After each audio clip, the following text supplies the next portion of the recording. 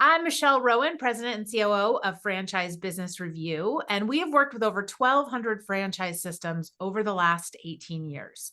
We get feedback from franchisees that are in the business and help corporate teams better understand what franchisees think that they are doing well and where there are opportunities to improve and help franchisees continue to thrive. Today, we get to talk with Class 101, a low-cost college prep franchise, part of the Unleashed Brands portfolio, and they are focused on preparing high school students for college. They've helped about 10,000 students with services ranging from helping students narrow down colleges based on their needs and desires, test prep, applications, and scholarship and financial aid resources. They were recently named a top low-cost franchise based on the feedback that we got from their franchisees in the brand. And today I'm joined with, if you guys want to throw your hands up so that everyone knows who you guys are, Josh Barker. He's the VP of Franchise Development for the brand. And then on the franchisee side, we have Karen DeRosa from Dayton, Ohio. Side note, I was actually born in Dayton, so we can chat about that afterwards as well. She opened in 2018 and was named this year one of our franchisee rock stars. So that's very exciting. Thanks for joining us, Karen. And then we have Kim and Randy, and I hope I say this right. Is it Stegemoller? That's right, Stegemoller. Okay, Stegemoller. And they are based in Bloomington and Carmel, Indiana, and Brandon, Florida. So I don't know if you're splitting your time or if you just own locations there. So we'll talk about that. They opened their first location in 2012. So they are multi-unit owners and they're also family owned. They do this together. So we have lots that we can talk about today. And thank you guys all for being here. So Josh, I'm going to start with you. And I've had the pleasure of working with you for a while now. So congratulations on being a 2023 top low cost franchise. That's exciting. But tell us more about Class 101 and what it means to be a low-cost opportunity. I think, we're seeing so many people that are looking for something other than working for others. So how has that helped your brand and help you grow Class 101? Yeah, first of all, thank you for that, Michelle. And we're really excited about the growth here at Class 101. And I'll tell you, Class 101's been around since 1997. So we've got almost 60 locations around the country.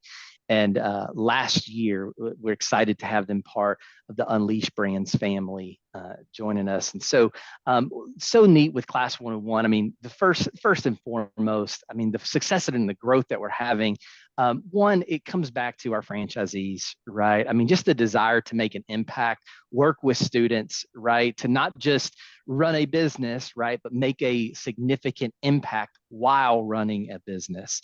And so when we look at that, we're not just a test prep franchise. I mean, we've really got multiple revenue streams. So we have, without getting too far down in the weeds, Michelle, we've got 10 core services that we work with students and parents on, everything from making a college list to SAT and ACT prep to even making the transition to college, financial aid. You mentioned some of the scholarships and different pieces.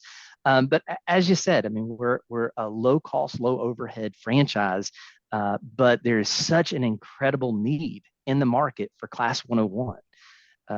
And so across the country, currently speaking, when students are looking at going to colleges and parents are looking for resources and help, the ratio right now is for every one counselor, there's 482 students. And so the average high school student gets less than half an hour with their counselor all 4 years of their of their high school career.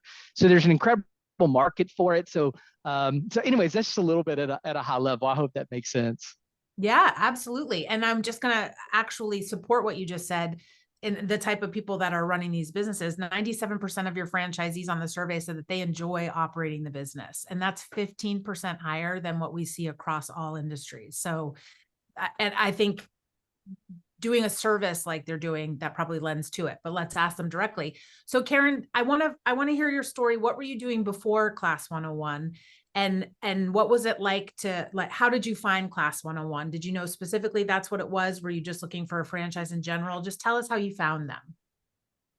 Sure. My story is probably as complicated as anyone Bottom line, I lead with the fact that I am a mom of 4. And at the time we started to look to go into business again, we had our own business about 20 years ago and felt like it was the right time again for us to do that. My children were all teenagers at the time we began our research. So I was very much living the life that my current clients are living, with 4 teens at home, all in that high school age range. So that was forefront of my mind.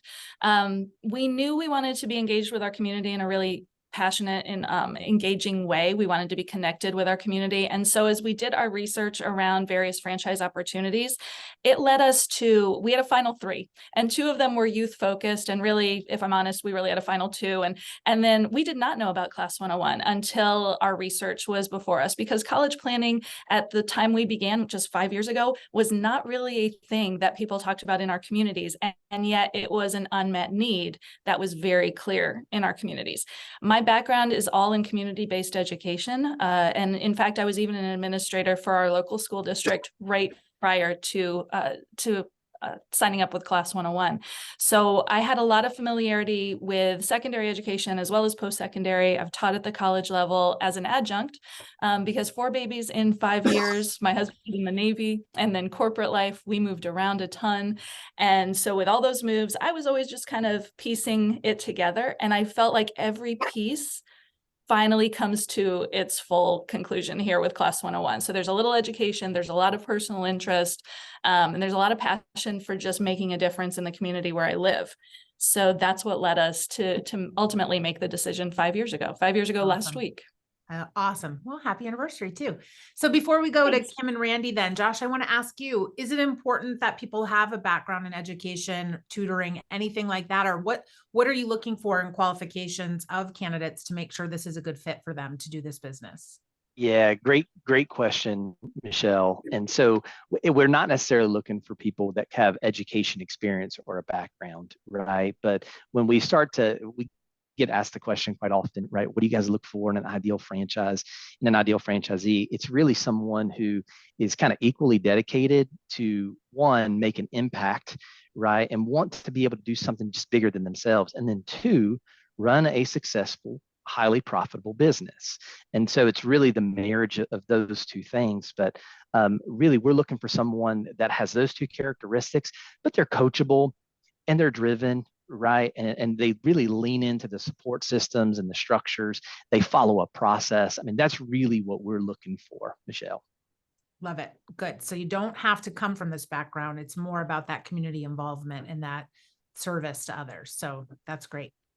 Yeah, So then Kim and Randy. Oh yeah, go ahead, Josh. Can I add one thing to that? Sorry, Michelle. So when someone comes in without that background, I mean, we have got a playbook. We call it our high school manual, right? That it literally walks someone through the process. Is if I acquire a customer in October of their sophomore year, what do I do with them? So we really outline the process for someone so they don't have to come in knowing. We've done that legwork for them. Michelle, can I add to just, it's not necessarily the background in the education, but it's the interest. A lot of us, I think, grow up thinking I could be a teacher or I'd like to teach, but we don't choose that professional vocation. We don't choose that long-term because of maybe financial reasons or other reasons that we don't opt for that traditional education platform. But I think a lot of us are wired. It's more about connecting with youth and making the difference. That's where it's really powerful. Yeah, that's great. So Kim and Randy, tell us your story, how you came across Class 101. Well, I'm going to start because I really started, Randy and I bought it together, but he was still doing a full-time job. We went through this with our oldest and learned all the things not to do. And we didn't actually know that a college planner existed. And it became my passion to tell other parents, pay attention to what's happening through the application process, grades and test scores. There's a lot of money to be had there that you lose. And for about 2 years, told everyone I knew with high school students to be aware of those things. My brother's child was 3 years younger than ours, and they lived in Lexington. And he started asking at soccer games and track meets, do you know anybody who helps parents with this? Because they had 3 girls coming up all within 2 years, and they both worked. And that's how they met Tom. And during his meeting with Tom, where Tom explained what we do, he said, how do you ever retire And he said, well, I'm actually trying to franchise myself. So if you know of anybody that'd be good at this, give him my name. He goes, you got to talk to my sister. This is all she talks about. And that was like November 15th. We met Tom the Friday after Thanksgiving at a food court in Louisville, Kentucky, because it was halfway between us. And December 7th, we had handed him a check. He had actually not put paperwork in place for franchising yet, so we had to wait and couldn't do anything until everything was together for us. My background, I have 5 degrees: engineering, computer science, robotics, artificial intelligence, that type of background.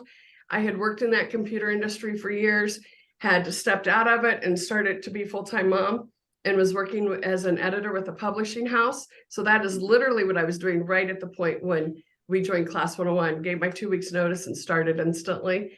And then Randy, I used to joke that he would go to work so he could come home and work. So he stayed in his full-time job the first 3 years or 4 years? 4 years. For 4 years. And at the point that we moved into, at that time, we started out going to people's homes. And then we quickly realized, with us being rural, that wasn't working. So people started coming to our home. And at one point we had 23 students in our home. And I said, raise your hand if you drove. Okay, let's try this again. Raise your hand if you didn't drive. Not a single hand went up. And I said, our neighbors hate us now. And at that point, we realized we have got to get into a physical facility. And Randy found the spot that we're at now. And as we were moving in here, he had the opportunity to basically take early retirement. Yeah. And came and joined me full time. It was a blessing. So Awesome. Our passion has been in helping the kids. I liked a lot of what Karen said. You know, it is the bright student who's amazing that you help. That's an awesome win. And it's that kid who doesn't think they can get into college that you help. That's an awesome win. There's the family who feels they can't afford it and you help them. And then you go to these graduation parties and you walk in and there's a standing ovation of all the people at the party because they've been waiting for you to arrive. And it is just so much fun. And I would say really where we draw our energy is from our students now. We just absolutely love what we do and feel so blessed every day to get to work with the great kids we work with. Yeah. Well, there's also something to the idea of, being a parent of a teenager. It's sometimes it's hard to try and take your children through something that is big like this.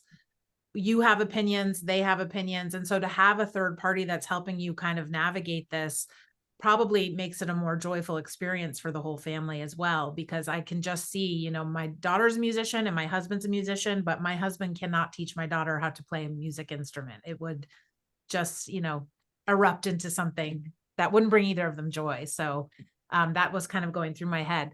So Tom, you mentioned he's the founder and now you're part of the Unleashed family, which gives you access to lots of other brands and franchisees. And I always talk about, the real benefit of franchising that I think sometimes people coming into a system don't take full advantage of is your access to other people that are running a business that you're running. How do you guys connect with other franchisees? And it can kind of lead into this, but Karen, I know you're part of the Franchise Advisory Council. If you want to just talk about the work that you do with that group as well, but how do you guys utilize the franchisee community within Class 101 to help you in your business? And so Karen, I don't know if you'd like to start with that question. I can start, but I think we'll pass it back and forth between me and Randy. So Randy and Kim were on the original Franchise Advisory Board. I believe I replaced Randy and was there for 3 years. And then as I rolled off, I think Randy replaced me in the new iteration of the Franchise Advisory, now Council or Committee Group, FAC. That is a tough decision for me. I was in the business for a year. I don't think we still have it where you can join FAC as early as a year in. I think now it's 2, but I was really blessed first with the opportunity. Not going to lie, it's not an easy spot to be when your brand is growing the way it was growing. And so to be a part of something that's emerging the way Class 101 was and still is exciting, but being part of the Franchise Advisory Group is also, it carried with it a lot of challenges. First off, would not probably have bought my business without the conversation I had with Kim and Randy. I love that they are the outspoken advocates for the brand. I love that I've been able to step into that and be a colleague of theirs and now also encourage future franchise owners here. But to be a part of the growth of Class 101 at this time is just extremely exciting. And the tougher decisions around the tools and the processes, kind of wrangling it in, taking everything that was in Tom Paban's brain and pulling it out and putting it in a place where it can be scalable in any location, in any community, and really applicable is a very exciting prospect. But also, let's be honest, it was pretty challenging. And so the culture of Class 101 is very much it still feels like home. I was in Lexington last week and just popped in at the home office in t-shirt and shorts because that's the kind of brand we are. Also, my daughter goes to school in Fort Worth and I popped in at Unleashed Brands not long ago. So we're welcomed on either platform, on both of those. And I think that culture, it's been impressive to see that continues even as we grow, and even through the acquisition with Unleashed, it's still a pretty positive group of experts, really. And it's exciting to be able to know that we can call on each other as we chart new waters with a student, with the challenges they're facing. We've got major changes coming with the FAFSA this year. I think we're all going to be talking to each other. And those are just some examples, but I'll pass it over to Randy because he's currently on the FAC. Awesome. Thank you. Yes, returning member, as Karen already mentioned. The Franchise Advisory Council, the significance of having that in place as somebody is looking at a franchise to come on board is that there are people that are sharing your pain, potential pain, and they're making sure the systems work. Right. Our role is to make sure that all the systems that are within the franchise are providing each of the owners exactly what they need. And so we are a conduit for the owners to speak to what the franchise is doing and how it moves forward. If there are systems that aren't working, we're going to bring it up and we make sure we're representing each of the owners so that they're getting what they need.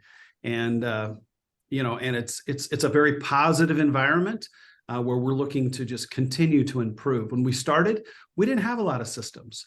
But now as this brand is maturing and it's become much more mature, we have systems in place for everything that we do.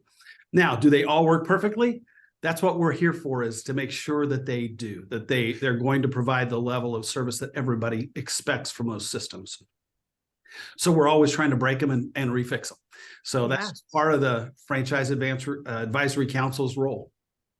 Yeah, I love it. And 94% of the franchisees agree that your community is supportive of each other. So that's awesome to see. And right on the tail of that, 93% of the franchisees would recommend the brand to others. So Josh, from your perspective, how are you onboarding people to become franchisees and setting them up so that they're successful from day one in their business? What kinds of things are you doing from the headquarters side?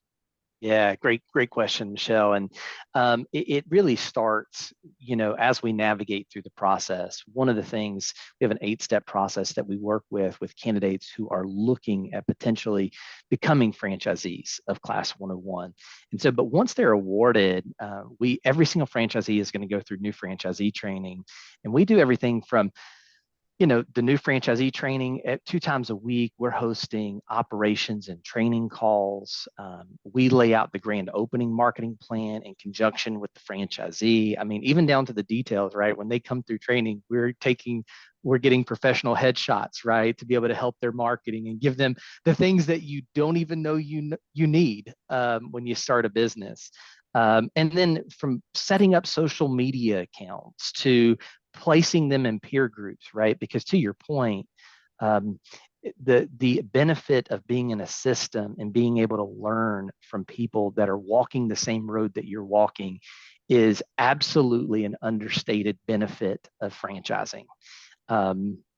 It's to be able to say, hey, I see you're doing great here, and man, what are you guys doing? Or, hey, I'm doing great here, let me help you. It's just, and I would say within Class 101, it's that culture is really incredible. So those are a few things that we do just to be able to help our franchisees get off to the races and start well.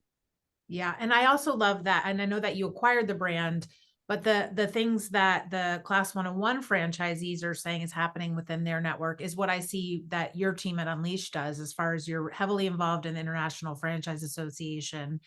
I know numerous people have told me that you've brought them to your headquarters to show them what you guys do, how you support your franchise owners. So I know that you guys are walking that walk as far as how you continue to learn and network from others in franchising as well, so that you are delivering the best experience for your franchise owners. So I know you acquired them, but it sounds like the cultures are very aligned as far as that peer mentality of, hey, learn from someone else that's gone through it before you or is doing something better than you, so that you can speed up that improvement within your own business. And that's great. Yep, So I'm going to absolutely. ask you, Kim and Randy, so you've been owners since 2012. And before we start with, because I think it's hard for business owners to think about that next location, that next territory. So I want to ask specifically about that. But it sounds like when you started that, Kim, you said you did it and then Randy came on board. What does it look like when you start as far as the number of employees that you feel like you need? Can you just do this as an owner operator? Do you need to have employees? Because I know that that's a big challenge for business owners right now, is finding the help that they need to run their businesses. Right. You know, the model at the time was an individual consultant, and you got your own students and you went to those students' houses. We helped rotate that to brick and mortar, to them coming to us. They started coming to our home and then to our facility. Immediately, the first thing we wanted was really someone to help with classes, because the classes are a lot of work. But initially, I would say we did those ourselves probably the first year. And then we started finding a lot of teachers in the community that want a little something extra, and we would bring them on. I think most people start now trying to immediately hire someone to help with prep classes, trying to hire teachers for the different subjects, maybe where you're not strong. Thankfully, he was pre-med, I'm engineering, we had the math down. We actually have 3 English teachers that work for us now, right? We hire where we don't have our own strengths. Yes. And we all work together as a team. We started working as a team 5 years. When Randy joined us, we brought in an office administrator, and we've done the team concept since then. So a lot of times sales appointments might be done by one of the 2 of us, but when they come in, they know that they're working with any one of our 17 team members that we have in our office. One of the things I was thinking earlier when you guys were talking too was that environment of team. We were the first in Lonely. We were the first people not in Lexington. The Columbus and Ohio office started, but they started in Lexington. So when we came on, we felt lonely was the word. So we really tried to help cultivate that culture for Tom. We immediately understood he was wanting to franchise. We immediately understood that that meant there would be people coming on like us in other areas. And we love that, like those ops calls used to be open calls with Kim and Randy on Tuesdays and Thursdays. I love that they're ops calls now. You know, those are just awesome things that the culture, you can pick up the phone and call any franchise owner, I would say, wouldn't you, Karen? Yeah, We were 100%. when we met Karen. When we met Karen, we really hoped she would come on board because she was an educator. We, you know, when we do training, she's amazing. And everyone wants to go to Karen's classes. So it's just, you know, just like what Tom's done. What we do in our offices is surround ourselves with the people who fill the holes where we're not as strong. And that's really what's become part of the leadership with Class 101, right? And I think that that's been huge. So That's awesome. Yeah. So, Karen, do you want to add anything to that conversation about the employees or how you scaled the number of people before we go back and talk about how you make that decision to expand? Sure, I can add to this but it's interesting you have both of our locations, our franchise groups on this, because we modeled after what I learned from Kim and Randy, which is a lot of our locations will be caseload. A college planner works with a caseload. That is absolutely acceptable. It is a great way to go. And if it works for that location, good for them.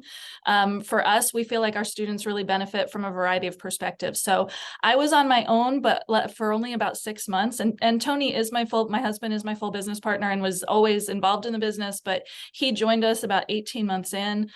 So by 2 years in, we had 4 on board. Now we have 7 college planners. And again, to Kim's point, everyone brings something different. And so our students really benefit from working with different experts. Tony was a college athlete, also had the military experience. Heather has the engineering experience and also became an attorney. So even just in our office, our students can really benefit from a lot of different interaction. It is a great practice space to learn advocacy, self-advocacy, to learn to have those adult conversations, not just with the one college planner you get to know, but with a lot of different adults who are already on your team. So it's a graceful place for students to really start to own the maturity of what they're doing as they transition after high school. Yeah, love that. Just jotting down some notes. Okay, so then let's talk about that plan to expand. So I think some franchise candidates come in thinking, I know that I want to have multiple markets, but some don't, and it just kind of occurs more organically. So was this your idea? Were you approached by Tom to push for more locations? What did that look like for you guys? Well, let me jump in here. We originally purchased again, we're going back way to the beginning of the process. So some of this doesn't even apply anymore. It's okay. But when we purchased it, it was a pretty large area. And we knew that part of the area was very lucrative that we had not gotten to. So after we had gotten to a point where we felt confident in the team and the way the office was running in Bloomington, Indiana, it was chugging away. We had the people in place. We wanted to expand it and take advantage of what was in the northern part of our area. And so at that point, I went up to Carmel, Indiana, and started a separate office, even underneath the same franchise, Okay. but a separate office location where it's very lucrative area. And that decision kind of came, to be honest, I just wanted something new, something fun, something to start, to reprove ourselves again. So, I mean, it wasn't much more quantified than that. That's great. So, but in that process, we learned a ton. We've now separately, Tom had requested that we split the territory into 2 franchises, and we did that. And it's interesting trying to manage 2, now 3 locations because you're split, your interest, your time, all of those things. What was 100% of your time, now you've got a second office and you've got to give just as much time to it. And you're using 100% of your time for the first office. So how do you do that? So we're learning ways to use our teams in each of the locations, but also not duplicate the same thing multiple times. Where for example, our curriculum coordinator for SAT and ACT classes, she's responsible for all 3 offices. So she provides those materials, makes sure they have those materials, does all of the work, lays all the groundwork. So basically, whoever's in that office can walk in and deliver that day. So that way we're taking advantage of those people that we have. So they're not just responsible for one location. So it's fun. It's always moving. I'm on the road all the time between the 3 locations. And so that can be challenging for somebody that's not used to that or that's married. That can be challenging. But we wouldn't have it any other way. We love it. Yeah, I love that. So that's a good point too. What you just started talking about was really how you're managing your time. And so you kind of set up this shared service role for your locations. Karen, what does your day look like? If any day is not the same, I'm sure that's the case, but what's the majority of your time spent on as the franchise owner of the business? So I would say, and that really for me is split with Tony, who handles a lot of the business.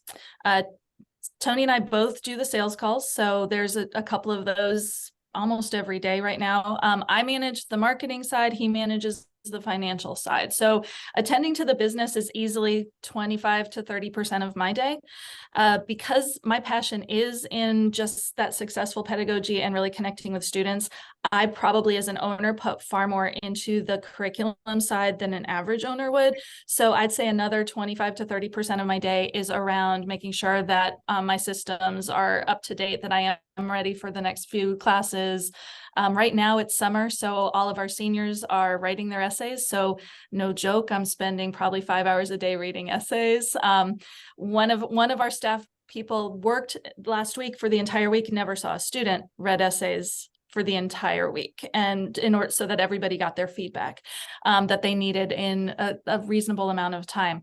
And then I'd say, you know, another than 20 to 30% of my day, I am still on the front line meeting with students, not nearly as much as I enjoyed in the very beginning, but I also, right now, when this call ends, I will walk into the classroom space, and instead of managing one meeting, I will check in on the 4 meetings that are then going on. So I'm still overseeing a lot of lesson planning, for lack of a better term, just making sure that our processes are being held, we're being held accountable and tightly to those processes, making sure we're meeting our benchmarks for our students. And so I really enjoy that part of it. But I also think it's important that as an owner, I continue to have some hours that I spend directly with my students too. I love it. Good. Okay. Now I'm going to ask you all a question. So Josh, you're getting asked this question too, but I want to know what advice that you have for someone that is looking to invest in a franchise or exploring the idea of a franchise. So it doesn't have to be specific to Class 101, but now that you're in it and you can look back, what kind of advice would you give people that are thinking about taking this leap into business ownership? So if you guys want to start, Kim and Randy. Sure. I'd love to Go for jump it. in on this. So I guess one of the things that I think when I first see somebody interested in a franchise is, why do you want to go into business for yourself? Why do you want to run a business? Are you wanting to be a college planner? Are you wanting to run a business? What are you wanting to do? Know that very well, because just opening up a bricks and mortar and hanging out a shingle will not bring people in the door. You have to make it happen. And if you're not willing to go out and shake hands and meet people every single day, have lunch with somebody different every single day, you're not going to survive. I don't care what business, whether it's college planning or any business, you have to be willing to go out and hit the pavement, meet people, talk to people, have lunch with people to start telling your story. Your business will not start just by putting something in Facebook or putting something in an Instagram post. That's not going to drive your business. So you've got to be willing to go out and meet and spend time with people. If that's not you, then I'd definitely be questioning, what am I thinking here? Yeah, you are your brand. That's right. Kim, you're allowed. You can have separate advice if you'd like to. Thanks. Well, you know, as I was listening to all of us talk a minute ago, I thought I would have just been scared to death if I was a new person listening to this, because it all sounded so technical. We talked about a curriculum director. We talked about lesson plans, and we're all 3 sitting there going exactly knowing what we're talking about. But a brand new person coming in, that would be so scary. And that's what the Franchise Advisory Board, or now I think it's FAC, a lot of what that was to put systems in place. That's how we have that high school manual and all. So please don't let what we said scare anyone. Randy usually talks to new franchises about what he just said. And then I come back to, well, do you like students? Do you like teenagers? We have had people call us about being a potential franchise and then say, well, I want to do this virtually, or I don't like people. And we're like, well, then you're in the wrong area, right? A great way to describe it is you can be in your office for a day and interact with 20, for us now, 20 to 30 people that are amazing. They're all different, and something new walks in the door every time.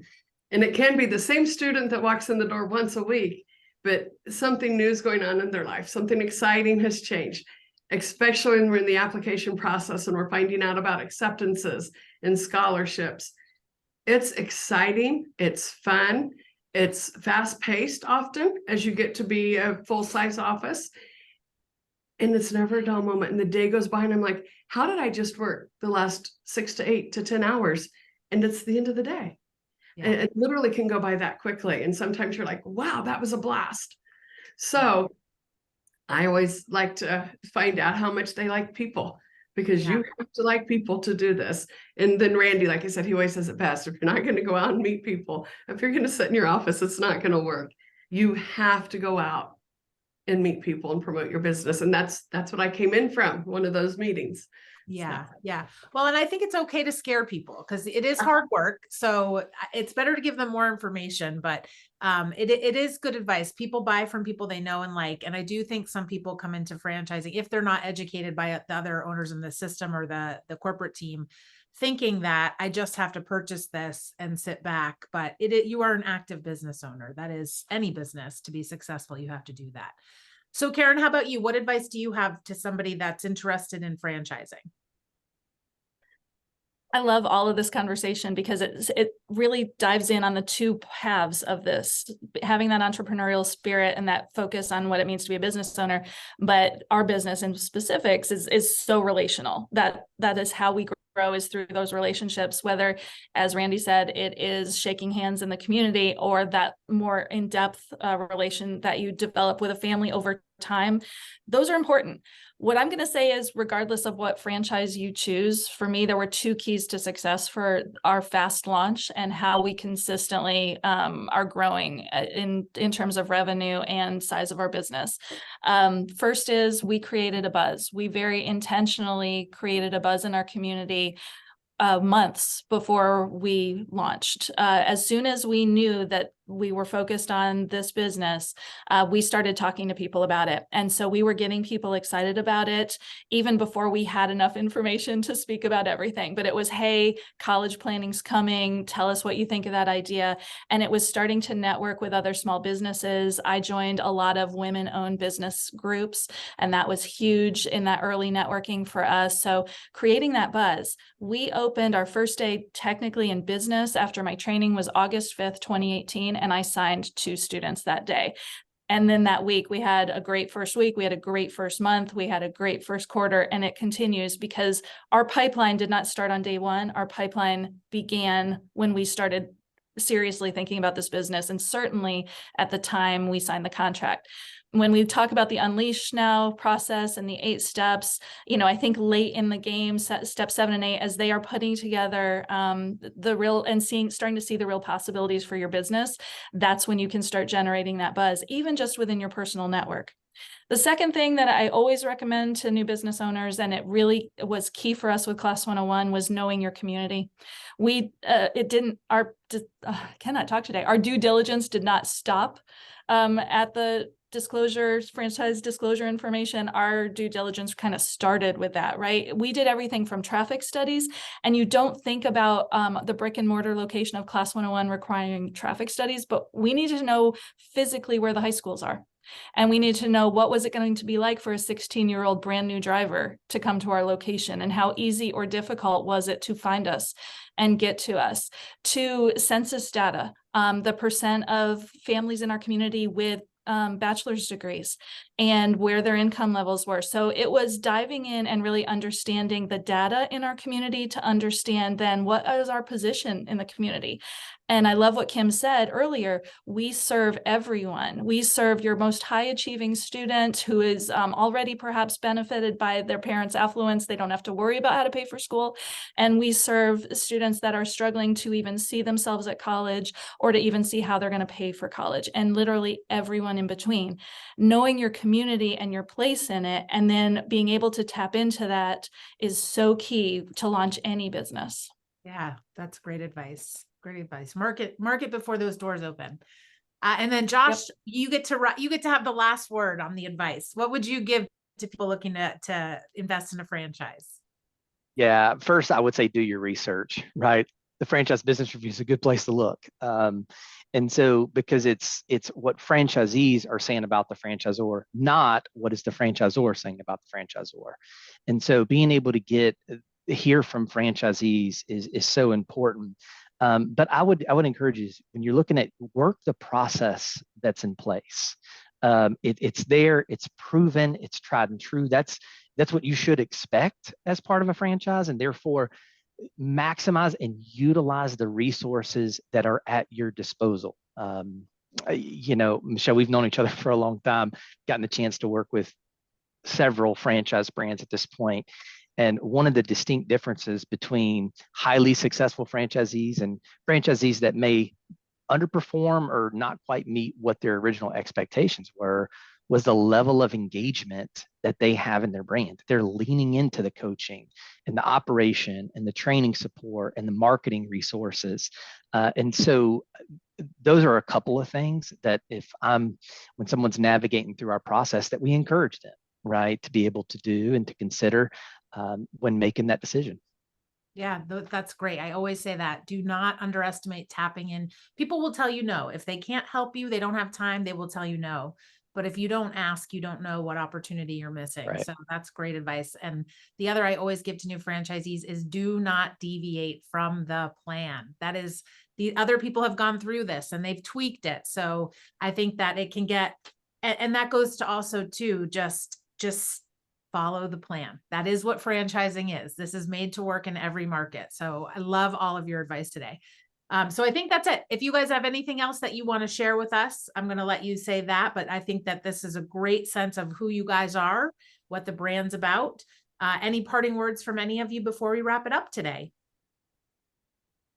I may just add something in, Michelle. You know, when it comes to Class 101, one of the things that from an Unleashed standpoint, when we saw Class 101, it was almost like just, how did I not know about this before? I mean, I'm the parent of a teenager, and I go, how did I not know about this before? And the impact, when we look at the industry, I think sometimes you're not really aware of the need until you have a teenager and you're having to go through the process. But it goes back to the lack of support that's out there. Current graduation rates are at 85%, and the average in-state university is $35,000 a year. And so when we are able to help students, our average student receives $160,000 in merit-based scholarships versus $20,000 when they do it on their own. Yeah. And so from a business standpoint, the proposition to parents that you're making this investment, but there's a return, can't go understated. And so that's just a little bit about the industry and some of the things that excites all of us about Class 101. Yeah, that's great. Yeah, I'll be looking at this next year, guys. Well, thank you all for joining us today. It was wonderful to talk with you all, and look forward to continuing to work with you guys and celebrate all your success. Fantastic. Thanks, Michelle. Thanks.